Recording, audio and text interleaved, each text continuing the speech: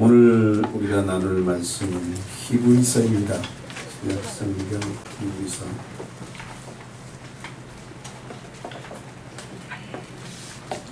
6장, 신약성경 358쪽, 히브리서 6장 17절부터 20절까지 찾으셨으면 교독하겠습니다. 17절, 제가 18절 읽겠습니다. 하나님은 약속을 기업으로 받는 자들에게 그 뜻이 변하지 아니함을 충분히 나타내시려고 그 일을 맹세로 보증하셨나니, 하나님의 거짓말을 하실 수 없는 이 두 가지 변하지 못할 사실로 말미암아 앞에 있는 소망을 얻으려고 피난처를 찾는 그에게 불가한 일을 받게 하려 하십니다. 우리가 이 소망을 가지고 있는 것은 영혼의 닷 같아서 튼튼하고 견고하여 휘장 안에 들어가나니, 그리로 앞서 가신 예수께서 멜기세덱의 관찰을 따라 영원히 대제사장이 되어 우리를 위하여 들어가셨느니라. 아멘.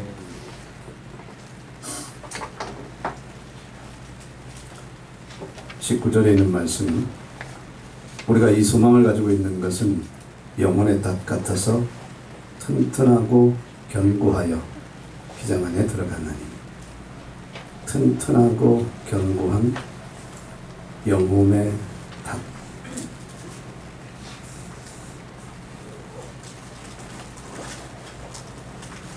닷이라 하는 배의 안전장치입니다.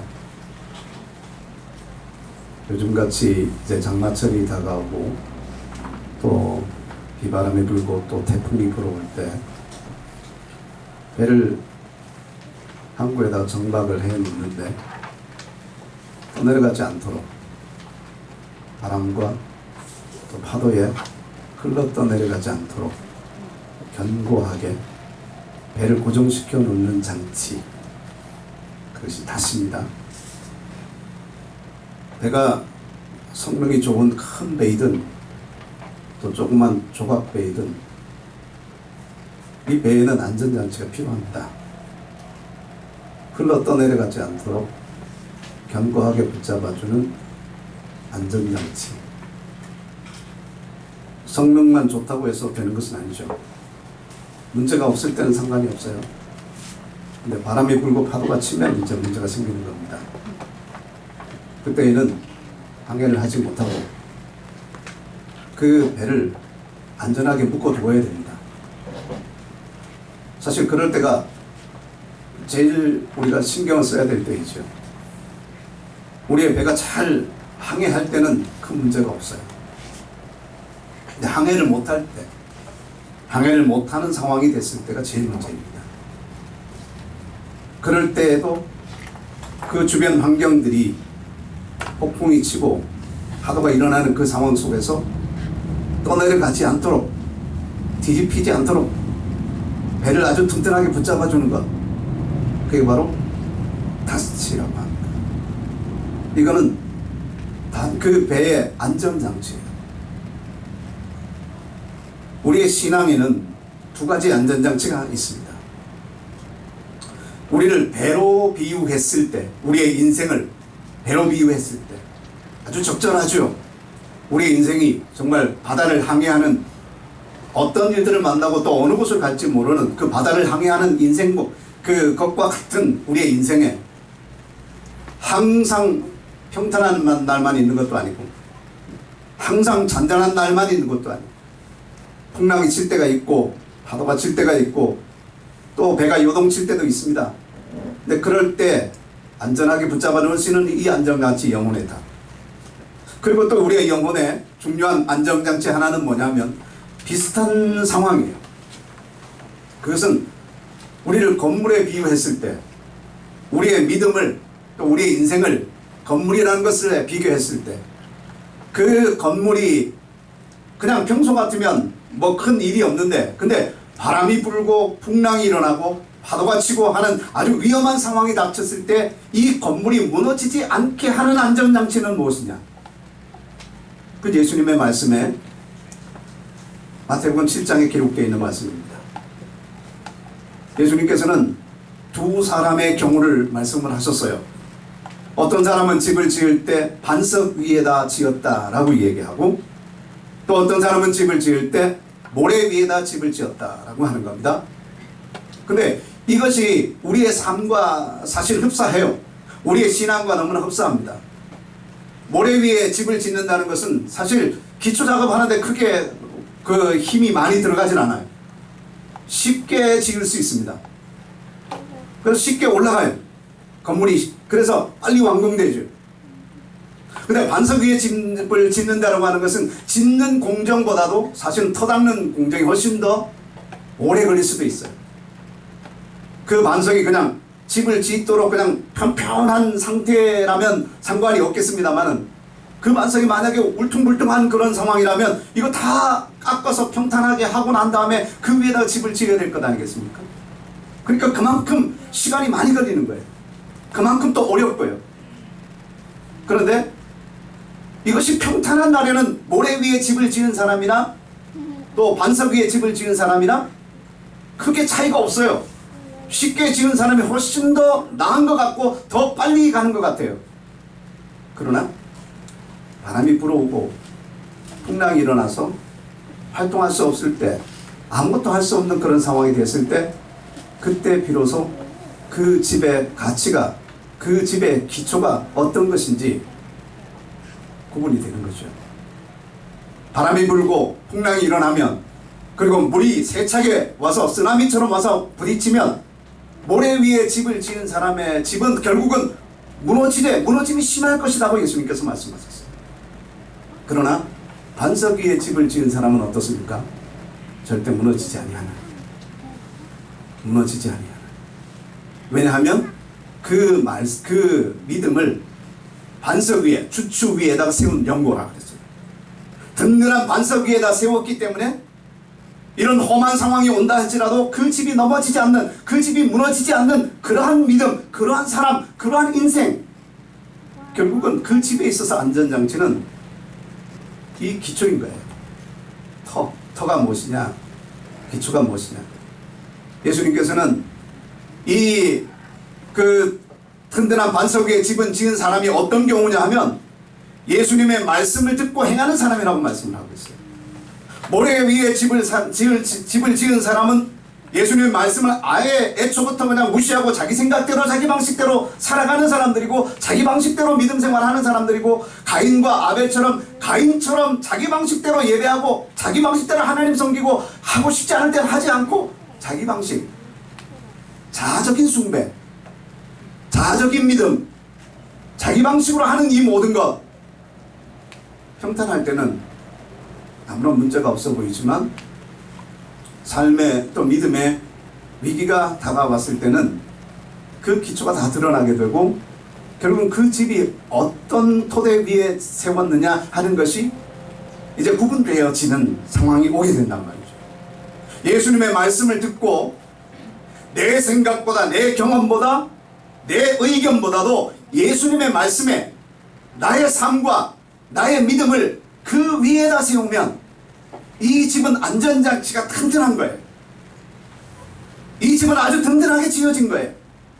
그래서 그런 어떤 상황들이 찾아와서 우리에게 위기가 되고, 우리에게 위험 요소가 되고, 우리에게 정말 아주 절박한 그런 상황이 되어진다 해도 이 집은 결코 무너지지 않는다. 이것은 우리의 믿음의 출발을 의미하는 것입니다. 우리의 믿음의 출발의 안전장치는 무엇이냐? 철저하게 예수님의 말씀 위에 세워야 돼요. 아멘. 성경에서는 다양한 기초가 있을 수 있다라고 말합니다. 어떤 사람들은 철학에 기초를 두고 있는 사람들도 있습니다. 그 당시에 보면 영지주의라고 하는 철학적인 그런 가르침들이 초대교회도 아주 횡행했었으니까요. 그 어떤 사람들은 그 철학에다가 자기의 믿음의 기초를 둔 사람들도 있어요. 또 어떤 사람은 율법에 그 기초를 둔 사람도 있습니다. 또 어떤 사람은 그냥 자기 생각대로, 자기 방식대로, 자기 경험대로, 자기가 깨닫는 대로, 자기가 이해하는 대로 그냥 그 위에 집을 짓는 사람들도 있었습니다. 그들의 집은 안전장치가 없는 것이에요. 우리의 영원한 안전처, 영원한 우리의 피난처, 우리를 영원히 견고하게 하고 영원히 안전하게 하는 그것은 바로 우리의 반석이시고, 그 반석은 예수 그리스도시고, 그 예수 그리스도의 말씀이 우리의 영원한 안전지대, 영원한 안전장치인 줄 믿습니다. 우리의 믿음의 출발에서부터 시작해서 진행하는 모든 과정에 우리는 이 예수님의 말씀 위에 기초를 두어야 됩니다. 이것은 출발이에요. 기독교의 신앙은 세 가지로 이루어져 있다고 말하지 않습니까? 믿음과 사랑과 소망. 믿음과 사랑과 소망. 믿음은 출발이에요. 출발해서 물론 끝나는 것은 아닙니다. 거기서 그냥 끝나는 거예요. 한번 믿고 그냥 끝나는 것이 아닙니다. 이 믿음은 우리의 삶의 토대가 돼서 계속 나가는 거예요. 그 믿음은 출발이에요. 사랑은 과정입니다. 그리고 이 과정은 완성을 향해서 계속해서 가요. 그리고 미래가 무엇이고 결말은 무엇인가 하면 소망입니다. 이 세 가지가 우리의 믿음을 지탱해 주고 있어요. 그래서 우리의 출발점에 우리가 서서 어떻게 갈 것이냐, 어떤 토대 위에 우리가 우리의 믿음의 집을 세울 것이고 우리의 인생을 건축할 것이냐 하는 그 출발점에 있어서 우리는 이 지혜로운 사람처럼 반석 위에 집을 짓는 사람이 되어야 될 겁니다. 예수님의 말씀을 듣고 그 말씀을 기초로 우리의 믿음을 출발하는 것입니다. 이것은 아주 중요한 거예요. 우리가 사도적인 복음을 여전히 주장하고 있는 것은 그것이 바로 예수님의 말씀이기 때문에 그래요. 그것이 학자들의 견해들도 아니고 교파의 교리도 아니고 그것이 바로 성경에 기록되어 있는 예수님의 말씀이고, 그 말씀이 제자들에게 전달되어지고 그 제자들에 의해서 우리의 오늘날까지 성경을 통해서 우리가 확인할 수 있는 그 내용, 그것이 바로 예수님의 말씀이고 예수님의 가르침이기 때문에 우리는 여기서부터 출발했고, 이 출발은 끝까지 그 말씀의 반석 위에 서서 계속해서 나아갈 것입니다. 우리에게 와지는 가장 큰 시험, 우리에게 와지는 가장 큰 풍랑이 무엇이겠습니까? 결국은 하나님의 심판대 앞에 서는 것 아니겠습니까? 이 세상에서 당하는 환난이나 이 세상에서 당하는 여러 가지 어려움들은 어떻게 대처하느냐에 따라서 피할 수도 있고 좀 거기에서 피해를 더 입을 수도 있습니다. 그러나 우리가 정녕 피할 수 없는 것이 있다면 그것은 하나님의 심판대입니다. 그 하나님의 심판대, 그 엄청난 하나님의 맹렬한 진노의 불은 그 어느 누구도 피할 수가 없습니다. 단 피할 수 있는 한 가지는 예수 그리스도의 복음과 은혜 안에 머물러 있는 것입니다. 아멘. 그 위에 서 있으면, 예수님의 말씀 위에 우리가 서 있으면 어떤 풍랑이 온다 할지라도, 어떤 진노가 찾아온다 할지라도, 어떤 환난이 다가온다 할지라도 결코 무너지지 아니할 것이다 라고 말씀하고 있습니다. 위험한 시대를 사는 우리들일수록 우리는 더욱더 기본에 충실해야 됩니다. 안전장치에 더 충실해야 됩니다. 모든 것에 있어서 성능이 좋은 것일수록 안전장치가 절대로 필요합니다. 자동차가 갈수록 점점 더 성능이 점점 더 좋아지고 속도도 더 빨라지지 않습니까? 힘도 더 세지고. 그런데 힘이 세지고 성능이 좋아지면서 반드시 있어야 되는 것은 안전장치예요. 안전장치가 제대로 되어 있지 않고 성능이 좋아지기만 한다면 그 차는 안 타는 게 좋아요. 그러한 기계는 안 만지는 게 좋습니다. 안전장치가 철저하게 잘 되어 있어야만이 그 성능에 대비할 수 있는, 그 성능을 충분히 커버할 수 있는 어떠한 상황 속에서도 안전하게 멈출 수 있고 안전하게 정착할 수 있는, 안전하게 자리 잡을 수 있는 그 안전장치가 튼튼해야 그 차는 그 성능에 걸맞게 우리가 사용할 수 있습니다. 우리의 신앙에 그 어떤 것보다 안전장치가 필요합니다. 그렇기 때문에 우리는 기본에 출발에서부터 안전장치를 잘 점검해야 돼요. 우리가 정말 예수님의 말씀 위에 서 있는가? 우리가 정말 성경에 기초하고 우리의 믿음이 서 있는가? 그것이 대단히 중요합니다.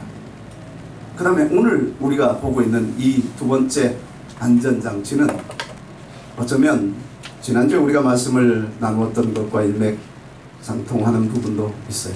소망입니다. 우리의 소망. 그것이 또 하나의 우리의 아주 중요한 안전장치예요. 소망이 든든하게 우리 속에 닭과 같이 든든하게 내려져 있으면 이 세상을 살아가는 날 동안에 우리가 어떤 어려움을 당한다 할지라도, 어떤 피해를 입는다 할지라도, 어떤 고통 속에, 때로는 환난 속에 우리가 들어간다 할지라도 우리 안에 소망이라는 든든한 안전장치가 있으면 우리 배는 표류하지 않을 겁니다. 우리 배는 흘러 떠내려가지 않을 것입니다. 든든하게 부두에, 항구에 정착해 있을 겁니다. 다시 날이 잔잔해지면 또다시 항해를 시작할 수 있을 겁니다. 그렇기 때문에 우리가 이 힘든 시기를 지나가면서 우리 속에 이 안전장치를 다시 점검해야 된다는 얘기예요. 이 안전장치를 우리가 다시 한번 점검, 기본적인 출발점에서 안전장치, 우리의 터가 바로 되어 있느냐 하는 것을 다시 한번 봐야 될 뿐만 아니라 우리의 목적점을 향한 우리의 소망의 이 안전장치, 이 안전장치가 우리 속에서 확실하게 지금 튼튼하게 줄이 되어서 튼튼하게 와이어 줄일로 우리를 붙잡고 있느냐. 우리 나라는 인생의 배를, 내가 만약에 성능 좋은 배라면, 내가 재능이 많고 이 세상 속에서 쓸모가 많은 사람이라면 더더욱이나 우리의 이 안전장치를 튼튼하게 하는 것이 좋습니다. 그냥 몇 명이 타는 그냥 조그만 조각배 같은 것은 물론 그것도 다시 필요하지만 그렇게 튼튼한 줄과 튼튼한 이 앵커는 필요하지 않을 수도 있어요. 그러나 만약에 유조선 같이 거대한 배라면 그 닷도 어마어마해야 됩니다. 우리의 인생이 정말 이 세상 속에서 영향력이 크고 더 크면 클수록, 하나님 앞에 쓰임받는 것이 크면 클수록 우리의 영혼의 닷은 거기에 걸맞게 더 크게 더 튼튼하게 만들어져야 되고, 또 그 자기에 있어야 될 그 자리에 그 닻을 걸어야 될 그 자리가 더욱더 튼튼해야 될 줄 압니다. 이 두 번째 안전장치는 오늘 우리가 읽은 말씀 속에서 소망이랍니다. 소망. 자, 우리가 다시 한번 말씀을 보겠습니다. 17절을 보시면 하나님은 약속을 기업으로 받는 자들에게 그 뜻이 변하지 아니함을 충분히 나타내시려고 그 일을 맹세로 보증하셨나니, 이는 하나님이 거짓말을 하실 수 없는 이 두 가지 변하지 못한 사실로 말미암아 앞에 있는 소망을 얻으려고 피난처를 찾은 우리에게 큰 안위를 받게 하려 하심이라. 우리가 이 소망을 가지고 있는 것은 여기에요. 우리가 이 소망을 가지고 있는 것은 영혼의 탑 같아서 우리의 영혼을 지탱해주고 우리의 영혼을 안전하게 붙들어 메워주는 영혼의 탑과 같아서 튼튼하고 견고하여 휘장 내까지 들어간다는 거예요. 휘장 안에까지. 그 휘장 안에까지라고 하는 것은 구약에서 성막과 성전을 상징적으로 보여주는 것인데, 거기에 언약궤가 있고 하나님의 보좌가 있습니다. 결국 이것은 실제적인 의미는 우리가 하나님 나라에 이를 때까지, 하나님의 보좌 앞에 이를 때까지 우리를 튼튼하게 지켜주는 견고한 영혼의 닻이 되는 것이 무엇이냐? 소망이다. 소망. 어떤 상황 속에서도 우리가 잃지 말아야 될 것은 이 소망이다. 이 소망. 근데 이 소망에 대해서 지금 히브리서 기록자는 두 가지를 나누어서 말씀을 하고 있어요. 이 두 가지. 16절에 보니까 그랬잖아요. 18절에 이는 하나님이 거짓말 하실 수 없는 이 두 가지 변하지 못할 사실. 하나님이 거짓말 할 수 없다, 이거 한 가지만 말하고 왜 두 가지라고 얘기했을까요? 그 두 가지는 앞에 있는 것을 포함하는 거예요. 하나님이 맹세로 보증했다. 히브리서 기록자가 지금 예를 들고 있는 사람이 바로 누구냐면 아브라함이에요. 아브라함, 믿음의 시조, 믿음의 출발자, 믿음의 조상, 그 아브라함에 대해서 이야기하는 겁니다.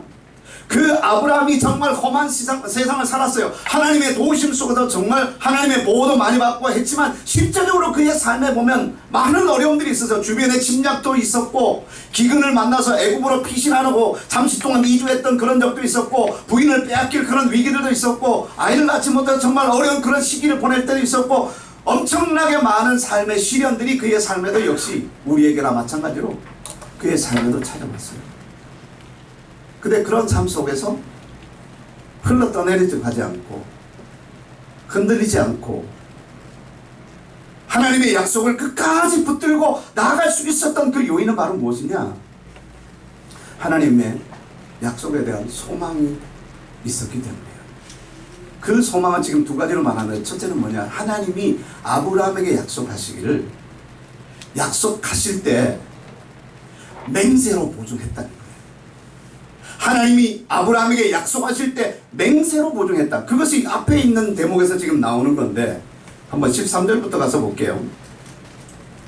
하나님이 아브라함에게 약속하실 때 가리켜 맹세할 자가 자기보다 더 큰 이가 없으므로 자기를 가리켜 맹세하여 이르시되 내가 반드시 너에게 복주고 복주며 너를 번성하게 하고 번성하게 하리라 하셨더니 그가 이같이 오래 참아 약속을 받았느니라. 사람들은 자기보다 더 큰 자를 가리켜 맹세하나니 맹세는 그들이 다투는 모든 일의 최후 확정이니라. 구약의 사람들은 어떤 계약을 하거나 어떤 약속을 서로 체결할 때 반드시 맹세라는 것을 하게 되어 있습니다. 신에 대한 맹세, 하나님에 대한 맹세. 그 맹세를 하고 나면 그 맹세를 절대로 바꾸면 안 돼요. 그것을 다시 되물려서도 안 돼요. 맹세했으면 반드시 지켜야 됩니다. 반드시. 그런데 하나님은 정말 인생이 아니시기 때문에 한번 하신 말씀을 끝까지 지키는 분 아니십니까? 그죠? 근데 그 하나님이 인생과 똑같이 사람들과 똑같이 사람들처럼 아브라함과 언약을 맺으실 때 이 언약이 좀 더 전문적인 용어로 하면 계약이에요. 하나님께서 아브라함과 계약을 맺으실 때 그 계약을 맺을 때 하나님은 거기에 맹세를 하셨어요. 근데 맹세할 때 보통 사람들이 맹세할 때는 자기보다 더 큰 자를 가리켜서 그를 두고 맹세하거나 가장 높은 분 하나님을 두고 맹세를 하는데 하나님은 자기보다 더 높은 분이 없잖아요. 누구누구 이름으로 한다 그런 대상이 없어요.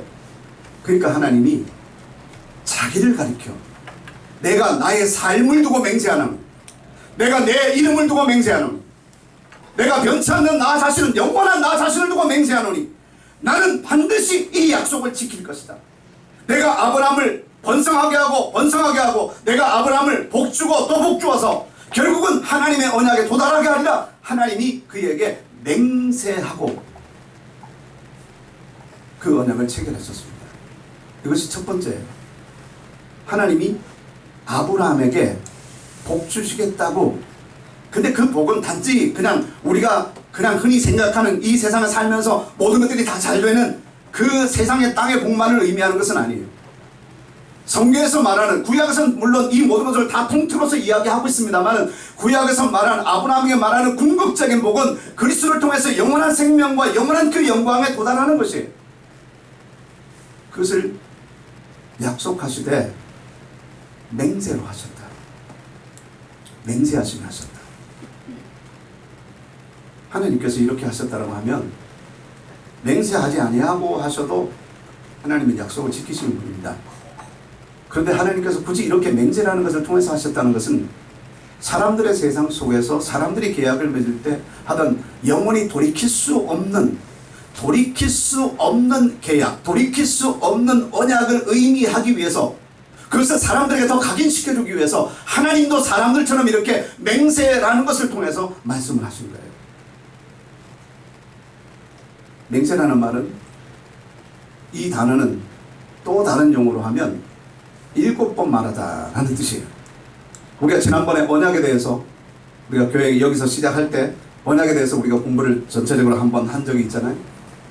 근데 그때 우리가 보았듯이 맹세는 그 단어 자체가 7번 말하다는 거예요. 세바라는 단어. 7번 말하다. 그 이스라엘에게 있어서 7이라는 숫자는 완전 숫자예요. 그래서 7이라는 숫자는 뭐 그쪽에서는 행운의 숫자라고 하기도 하잖아요. 하나님의 역사의 모든 것들이 거의 7이라는 숫자와 연관되어 있어요. 창조의 시간도 6일 동안 일하시고 마지막 날 쉬었다. 그래서 일주일이 7이라는 것이 이제 완전히 하나님의 창조의 완성. 계시록에 특별히 7이라는 숫자가 많이 나오는 것은 거의 다 완전에 대한 것이, 7 영이 있다 그러면 영으로, 온 영으로, 모든 영으로 충만한 분이라는 것을 의미하는 것이고, 그래서 완전이라는 숫자예요. 완전. 그래서 7번 똑같은 것을 7번 말하다. 그 말은 더 이상 돌이킬 수 없을 만큼 이거는 맹세나 같은 거예요. 말로서, 단어로서 맹세한다 이런 말이 아니라도 7번 똑같은 말을 했다는 것은 이미 맹세와 같은 거예요. 이미 맹세와 같은 거예요. 그런데 놀랍게도 아브라함의 생애 속에서 하나님이 이와 같은 약속, 내가 너에게 복 주겠다, 내 자손을 통해서 열방이 복을 얻을 것이다, 이와 같은 약속을 하나님께서는 정확하게 7번 나타나서 말씀하셨어요.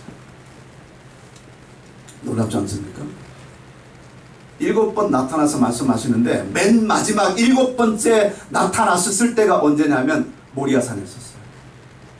모리아산에서 하나님께서 먼저 아브라함에게 말씀하셨잖아요. 내 독자, 내 이삭을 내가 지시하는 땅으로 가서 거기서 하나님 앞에 나에게 번제로 드리라. 그 지시하는 땅이 모리아산이고 그것이 바로 예루살렘이고 그것이 바로 성전이 이제 나중에 세워질 바로 그곳이에요. 그래, 거기에서 하나님께서 이제 말씀하신 대로 아브라함이 이삭을 데리고 가서 나무를 벌려놓고 그 위에다가 이삭을 진짜 번제로 드리려고 잡으려고 하는 그 순간에 하나님의 사자가 나타났어요. 그리고 그에게 아브라함에 말씀하시는 겁니다. 창세기 22장 15절에 보면 이렇게 말씀하고 있어요. 여호와의 사자가 하늘에서부터 두 번째 아브라함을 불러 이르시되 여호와께서 이르시기를 내가 나를 가리켜 맹세하노니. 지금까지 6번 하나님이 나타나셔서 말씀하셨을 때에는 맹세라는 단어를 쓰지 않았어요. 그런데 7번째 마지막 이제 나타나서 말씀하시는 거예요. 7번째 나타나셔서 하나님이 말씀하신 것은 이제 아브라함의 생애 속에서 하나님이 그 오랜 시간을 통해서 계약을 계속해서 이제 완성시켜 나가는 그 순간에, 마지막 순간에 계약이 완료되는 그 순간이 하나님이 이삭을 바치는 그 아브라함에게 내가 나를 가리켜 맹세하노니 내가 이같이 행하여 내 아들 내 독자도 아끼지 아니하였은즉 내가 내게 큰 복을 주고 내 씨가 크게 번성하여 하늘의 별과 같고 바닷가의 모래와 같게 하리니 내 씨가 그 대적의 성문을 차지하리라. 또 내 씨로 말미암아 천하 만민이 복을 받으리니 이는 내가 나의 말을 준행하였음이니라 하셨다 하니라. 아브라함이 여기서 이삭을 대신해서 수양을 하나님이 준비하신, 여호와 이레로 준비하신 수양을 하나님 앞에 제사를 드린 후에 22장 19절에 보니까 이렇게 말씀하고 있어요. 이에 아브라함이 그의 종들에게로 돌아가서 함께 떠나 부엘세바에 이르러. 부엘세바, 세바는 7이에요. 부엘은 우물이란 뜻입니다. 7개의 우물이 있는 것이 바로 부엘세바예요. 맹세의 우물입니다. 맹세의 우물. 아브라함과 하나님 사이에 맹세로 이루어진 계약, 맹세로 맺어진 이 계약, 하나님은 절대로 이 언약을 폐하지 아니하시고 이 언약을 끝까지 지켜가십니다. 그의 자손들이 하나님을 떠나서 우상숭배에 빠졌을 때에도, 그의 자손들이 하나님을 떠나서 애굽에서 종살이 할 때에도 하나님은 그 언약을 잊지 아니하시고 끝까지 그의 생애 속에, 이스라엘의 생애 속에 나타나셔서 다시 그 언약을 상기시키시고 다시 돌아와라, 언약 가운데로 돌아와라, 내가 맹세했지 않느냐, 내가 너희들을 복주겠다고 맹세하지 않았느냐, 내가 너희를 지키겠다고 맹세하지 않았느냐. 아브라함에게 있어서는 이게 믿음의 출발 아닙니까? 그 아브라함에게 있어서는 이 하나님의 맹세가, 이 하나님이 맹세로 하신 이 언약이, 내가 반드시 너를 복주겠다고 하신, 너의 자손을 창대하게 하겠다고 하신 이 언약이 아브라함에게 있어서는 소망이에요. 소망. 아브라함을 어떤 상황 속에서도 흔들리지 않게 한 닷과 같은 것, 그의 영혼을 강건하게 붙잡아주는 닷과 같은 것, 그것이 바로 이 하나님의 언약이라니까요. 하나님의 약속, 맹세하고 하신 하나님의 약속. 아멘. 신약에 와서는 예수님께서 더 이상 너희는 맹세하지 말라고 하셨어요. 왜냐하면 맹세라는 것은 사람이 결국은 인간 스스로가 지킬 수 없을 때가 있기 때문에 절대 맹세하지 마라. 마태복음 5장 33절에 보면 또 옛사람에게 말한 바 헛맹세를 하지 말고 내 맹세한 것을 주께 지키라 하였다는 것을 너희가 들었으나, 그때는 그랬어요. 구약에서는 그랬습니다. 헛맹세를 하지 말고 맹세한 것을 반드시 지켜라. 그런데 나는 너희에게 이르노니 도무지 맹세하지 말라. 하늘로도 하지 말고, 왜냐하면 이는 하나님의 보좌라. 그리고 내 형제들아, 이 야고보서의 5장 12절에서도 야고보가 이렇게 말합니다. 내 형제들아, 무엇보다도 맹세하지 말지니 하늘로나 땅으로나 아무 다른 것으로도 맹세하지 말고 오직 너희가 그렇다고 생각하는 것은 그렇다 하고 아니라고 생각하는 것은 아니라 하여 정죄받음을 면하라. 신약에 와서는 더 이상 맹세하지 못하게 하신 거예요. 왜냐하면 이 맹세는 예수 그리스도께서 율법을 마침같이 맹세에 대한 것도 마치셨어요. 그러면 예수님께서는 우리에게 새로운 언약을 주실 때, 구약에서 하나님이 아브라함과 언약을 맺으실 때는 맹세하셨어요. 근데 새로운 언약을 예수님께서 오셔가 그 하나님이 육신을 입고 이 땅에 오셔서 우리와 맺었을 때, 우리를 구원하시고 우리를 영원한 소망 가운데로 인도하시겠다고 하시는 이 맹세, 그 언약을 맺으셨을 때 예수님께서는 맹세로 하셨습니다. 그것이 히브리서 우리가 읽은 그 말씀의 7장에 보면 말씀하고 있어요. 7장 한번 가서 볼게요. 7장 20절. 또 예수께서 제사장이 되신 것은 맹세 없이 된 것이 아니니. 아멘.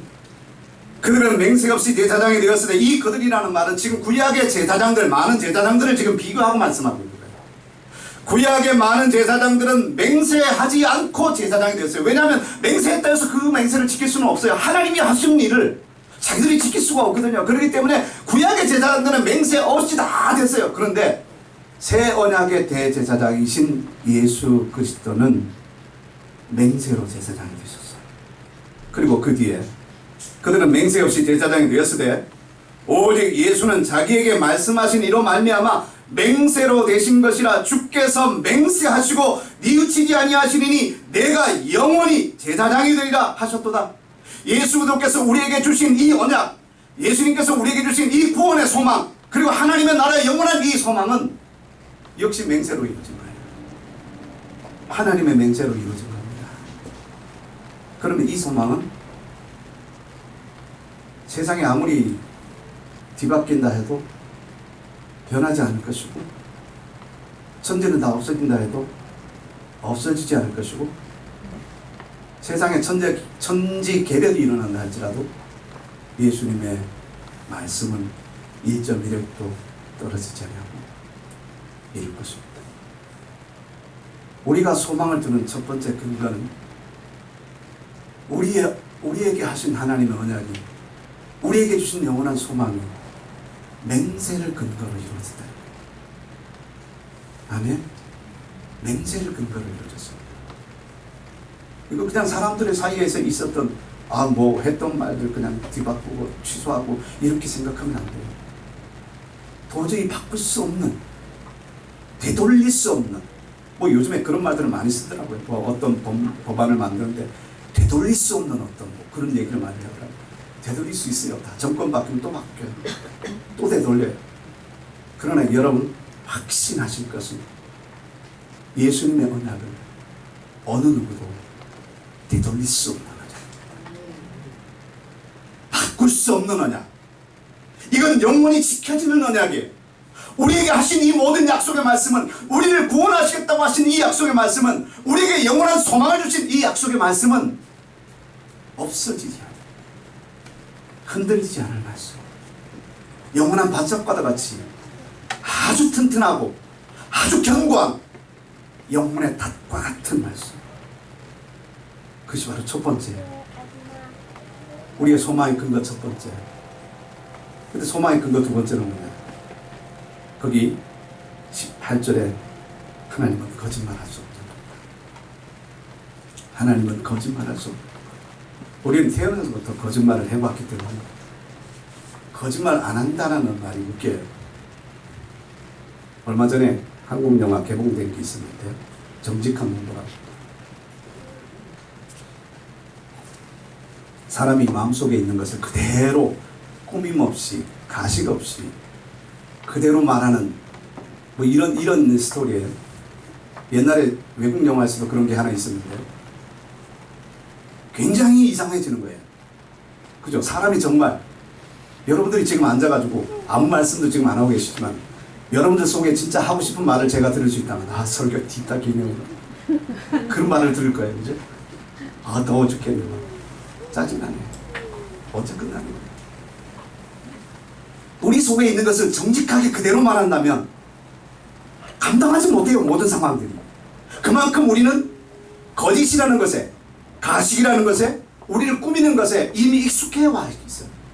그런데 하나님은 거짓말할 수 없는, 하나님은 가식이 없습니다. 하나님은 거짓이 없습니다. 하나님은 꾸밈이 없습니다. 하나님은 과장이 없습니다. 하나님은 말씀 그대로 그냥 말씀하시면 그것이 10마디이든 그것이 1마디이든, 맹세를 위해서 하나님이 7마디나 말씀하셨는데 그렇게 말할 필요도 없어요. 1마디만 하셔도 하나님은 진실을 말하시는 거예요. 진리를 말하시는 거예요. 우리는 세상에 있는 말들과 하나님의 말씀을 확실하게 구분해서 생각해야 돼요. 세상에 있는 말들은 얼마든지 뒤바뀔 수 있어요. 가치관도 바뀔 수가 있어요. 이전에는 그 말을 이렇게 해석했다가 나중에 몇 년 뒤에, 몇십 년 뒤에는 또 다르게 해석할 수 있어요. 그러나 하나님의 말씀은 변함이 없습니다. 예나 지금이나 뒤바뀌지 않는, 여전히 진실하고 여전히 진리 되신 말씀, 그 말씀을 우리의 소망으로 붙들고 나가는 거예요. 우리에게 소망이 대단히 중요합니다. 힘든 상황을 지나갈수록 우리 안에 소망이 영혼의 닷과 같이 튼튼한 그 와이어 줄로 우리를 붙들어 매고 있어야 돼요.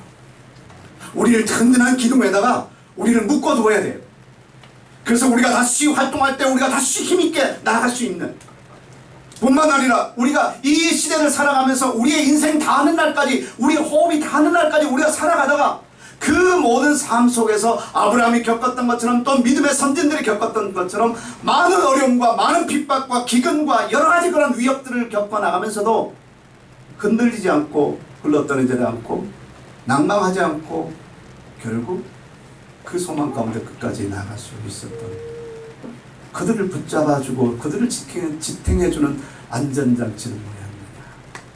소망. 흔들림이 없는 산 소망. 지난주에 우리가 말했던 것처럼 썩지 않고 쇠하지 않고 더럽혀지지 않은 산 소망. 반드시 이루어지는, 세상이 두 쪽이라도 이루어지는 산 소망. 이 세상 모든 것들은 땅도 떠나가고 하늘도 떠나가겠지만 그러나 여전히 주의 말씀은 이루어지는, 새 하늘과 새 땅으로 이루어지는 하나님의 영원한 말씀. 그 말씀에 대한 우리의 산 소망. 마지막 말씀은 이렇게 되어 있어요. 19절에 우리가 이 소망을 가지고 있는 것은 영혼의 닷 같아서 튼튼하고 견고하여 휘장 안에 들어가나니 그리로 앞서가신 예수께서 멜기세덱의 반차를 따라 영원히 대제사장이 되어 우리를 위하여 들어가셨느니라. 신약 성경에 보면 침례가 시작되지 않습니까? 침례 요한에 의해서 침례가 시작됩니다. 근데 이 침례 요한의 때부터 죄사함의 의미가 부여됐어요. 하나님이 그렇게 하셨어요. 요한에게 명령하시고 침례를 주라 하시고. 근데 그런 비슷한 그 물에 들어가는, 물에 잠기는 일들이 구약에서부터 사실 있어 왔어요. 어떻게 있어 왔느냐 하면 부정한 일을 만났거나 아니면 안식일을 되거나 아니면 또 뭐 그 여러 가지 일들을, 그 좀 부정한 일들이 생겼을 때 그것을 깨끗하게 하기 위해서, 정결하기 위해서 물속에 들어갔다 나오는, 씻고 나오는 그런 의식들이 있었어요. 그런 것들이 신약에, 구약에 계속해서 그런 일들이 있어 왔는데, 근데 그것을 그렇게 물로 씻을 수 있도록 물을 받아놓은 해당 같은데 이제 그런 것들을 준비해 놓고 있었는데 그런 유물들이 많이 발견이 됐습니다. 근데 그것을 뭐라고 불렀느냐면 유대인들이 그것을 미크바라고 불렀어요. 미크바 혹은 미크베. 그것은 폭 파인 웅덩이라는 뜻이에요. 물이 고인 웅덩이. 물이 고인 웅덩이. 근데 그것이 이제 침례라는 것으로 더 확고하게 복음 안에서 이제 자리를 잡았어요. 이건 사람이 만든 게 아니에요. 하나님이 그렇게 하신 거예요. 침례라는 것은 무엇이냐 하면 물 침례와 성령의 침례를 통해서 그리스도와 우리가 연합되어지는 거예요. 그리스도와 함께 하나가 되는 거예요. 근데 놀라운 것은 뭐냐면 이 미크브라는 단어가 구약에서 소망이 난다는 것을 예레미야서에 있는 말씀을 보면 17장 13절에 이스라엘의 소망이신 여호와여 무릇 주를 버리는 자는 다 수치를 당할 것이라 무릇 여호와를 떠나는 자는 흙의 기록이 되어 오리니 이는 생수의 근원이신 여호와를 바람이니이다. 이스라엘의 소망이신 여호와여 미크바요. 이스라엘의 소망이신 여호와여. 그 소망이 바로 미크바. 그러면 왜 물속에 잠기는 물로 씻는 정결하게 하는 의식에 그것을 하는 그 기구를 갖다가 왜 미크바라고 부르느냐? 중요한 의미가 있어요. 우리의 소망은 결국은 어디서부터 출발하는가 하면 예수 그리스도와 연합돼서 그 속에서 하나 되는 데서 출발하고 해요. 우리가 그리스도와 함께 예수 그리스도께서 이 땅에 오셔서 정말 사람들에게 배척을 당하시고 또 십자가에 달리기 전에 그 채찍맞고 모진 고난을 다 겪으셨어요. 그리고 십자가에 달려 죽으셨어요. 그리고 부활하셨습니다. 그리고 하나님의 영원한 하늘로 올리셔서 그 영원한 보좌 앞으로 그 지성산으로 들어가셨어요. 우리의 대제사장 되신 그분이 그 예수께서 멜기세덱의 반차를 쫓아서 이 땅에 오셔서 그 모든 고난의 길을 다 통과하시고 그 보좌 앞에 휘장을 지나서 지성소 안에 들어가셨다는 것을 우리가 그리스도 안에서 미크바로 하나가 돼서 침례로 우리가 하나가 돼서 그의 고난에 우리가 동참하고 그의 죽음에 우리가 동참하고 그와 함께 장사되고 그와 함께 성령으로 충만을 받아서 결국은 그 영원한 영광에 들어가게 될 것입니다. 우리보다 앞서 휘장 안으로 들어가신 그 예수 그리스도와 연합돼서 합해서 그 안에서 복음을 통해서 우리가 이것을 우리가 예수 그리스도 안에서 회개하고 우리의 죄에 대해서 죽고 그리고 그리스도와 함께 장사되고 성령으로 우리가 하나가 되었다면 우리는 지금 소망 가운데 있는 겁니다. 아멘. 우리는 지금 소망 가운데 있는 거예요. 그 소망이 우리를 견고하게 하는 튼튼하고 견고한 영혼의 닻이 될 겁니다. 이런 때일수록 저와 여러분이 믿음의 기초를 다시 한번 점검해서 우리가 안전한가를 보고 우리의 소망이 견고한가를 다시 한번 살펴봐야 돼요. 쉽게 우리가 넘어지고 쉽게 어려움을 당했을 때 우리가 좌절하고 포기하고 하는 것은 우리의 소망의 밧줄이 그만큼 약하거나 느슨하게 되어 있는 경우일 수도 있어요. 그 소망을 더욱더 견고하게 하는 여러분들 되시길 바랍니다. 우리가 소망을 이렇게 가질 수 있는 것은 그분이 맹세로 우리에게 언약하셨기 때문이고 거짓말할 수 없는 그분이 오늘도 세상 끝날까지 우리와 함께 하시겠다는 그 약속으로 우리를 붙들고 계시고 인도하고 계시기 때문인 줄 믿습니다. 이 소망 안에서 한 사람도 흘러 떠내려가지 아니하고 한 사람도 그 안전장치가 풀려나지 아니하고 견고하게 그 휘장 가운데로 들어가는 저와 여러분 되기를 축복합니다. 이 시간에 우리가 다 같이 한번 찬양하겠습니다. 예수 안에 소망이 있네 찬양입니다.